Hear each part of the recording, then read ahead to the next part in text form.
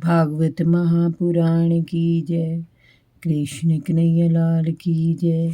राधा रानी की जय। भगवान श्री कृष्ण के सभी भक्तों को राधे राधे। जय श्री कृष्ण।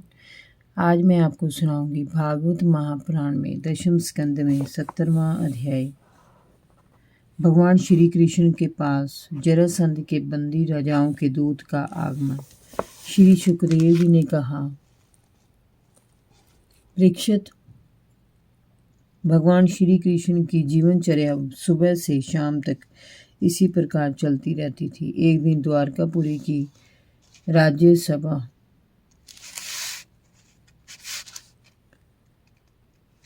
के द्वार पर एक नया व्यक्ति आया। द्वारपालों ने उसकी सूचना देकर महाराज की आज्ञा से उसे सभा भवन में उपस्थित किया।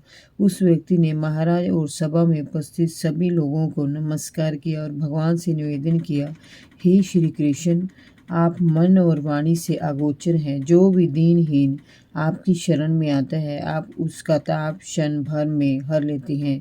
मैं आपके सामने उन 20,000 राजाओं के कष्ट का निवेदन करने आया हूँ, जिन्हें मगध के राजा जरासंध ने बलपूर्वक अपने बंदीगृह में डाला हुआ है। आप स्वयं जगदीश्वर हैं और आपने संतों की रक्षा करने तथा दुष्टों का संहार करने के लिए धरती पर अवतार लिया है। उन्होंने कहा है कि आपकी इच्छा के विरुद्ध जरासंध हमें किस लिए इतना कष्ट दे रहा है, ये हमारी समझ से परे है।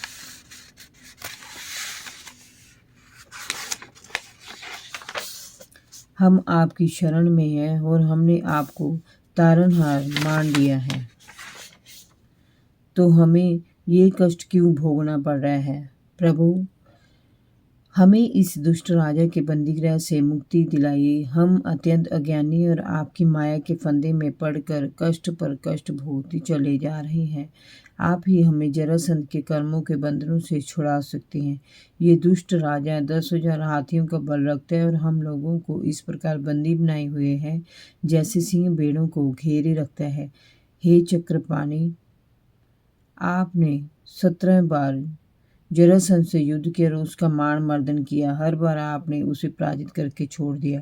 आपका बल अनंत है, फिर भी आप साधारण मनुष्यों की सी लीला करके रण छोड़ कहलाते हैं। 18वीं बार उसके आक्रमण से पूर्व ही आप मथुरापुरी को छोड़कर यहाँ आ बसे, तो इसे ही उसने आपकी कायरता समझ ली और हमें जो सभी आपके भक्त हैं और भी अधिक सताने लगा।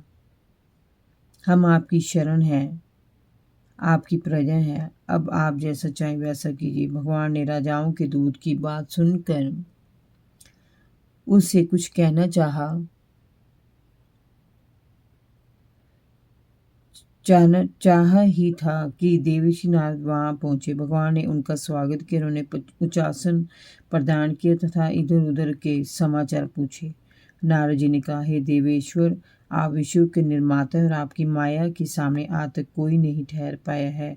उसे पार पाना बड़ा कठिन है। आप घट घट व्यापी हैं। आप जो अनजान बनकर पांडवों का समाचार पूछते हैं, उससे मुझे बड़ा आश्चर्य होता है। आप कब क्या करना चाहते हैं, इसे भला कौन समझ सकता है? प्रभु, आप तो समय पर ब्रह्म है, फिर भी आप मनुष्यों की सी लीला करते हुए मुझसे पूछते रहते हैं। चलिए मैं ही आपको बताई देता हूँ। ब्रह्मलोक में किसी को जो भोग प्राप्त हो सकता है, वह राजा युधिष्ठिर को प्राप्त है।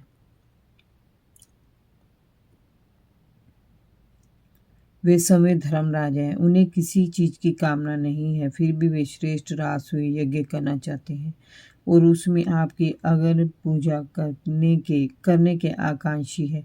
शीघ्र ही उनका दूत आपको निमंत्रण देने के लिए आने वाला है। उस श्रेष्ठ यज्ञ में आपके दर्शन करने के लिए बड़े बड़े देवता और यशस्वी नृपतिगण एकत्र होंगे। प्रभु, आप समय ब्रह्म हैं। आपके दर्शन, श्रवण, कीर्तन और ध्यान करने मात्र से ही सभी पवित्र हो जाते हैं। आपकी निर्मल कीर्ति समस्त दिशाओं में छा रही है। स्वर्ग, पाताल और पृथ्वी पर कोई ऐसा कोना नहीं है जहां आपकी यश पताका ना फहराई जाती हो। आपके चरणों से निकली स्वर्ग में मंदाकिनी, पाताल में भोगवती, मृत्युलोक में गंगा के समान पवित्र पावनी जलधारा तीनों लोकों को पवित्र करती रहती है। परीक्षक, सभा में जितने भी यदुवंशी उपस्थित हैं वे सब इस बात के लिए उत्सुक हो रहे थे कि पहले जरासंध पर चढ़ाई करके उसे जीत लेना चाहिए। इसलिए उन्हें नारद जी का बीच में आना कुछ अच्छा नहीं लगा। इस पर भगवान श्री कृष्ण ने मुस्कुराकर उद्धव जी से कहा, उद्धव, तुम मेरे परम हितैषी और मित्र हो। तुम बताओ कि हमें इस विषय में क्या करना चाहिए। हम तुम्हारी सलाह पर ही कार्य करेंगे। उद्धव जी ने जब देखा कि भगवान साधारण मनुष्यों की भांति सब कुछ जानने के उपरांत भी उनसे पूछ रहे हैं तो वे पल भर के लिए सोच में पड़ गए।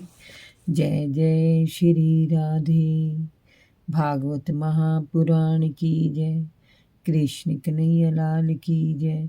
भगवान श्री कृष्ण के सभी भक्तों को राधे राधे। जय श्री कृष्ण।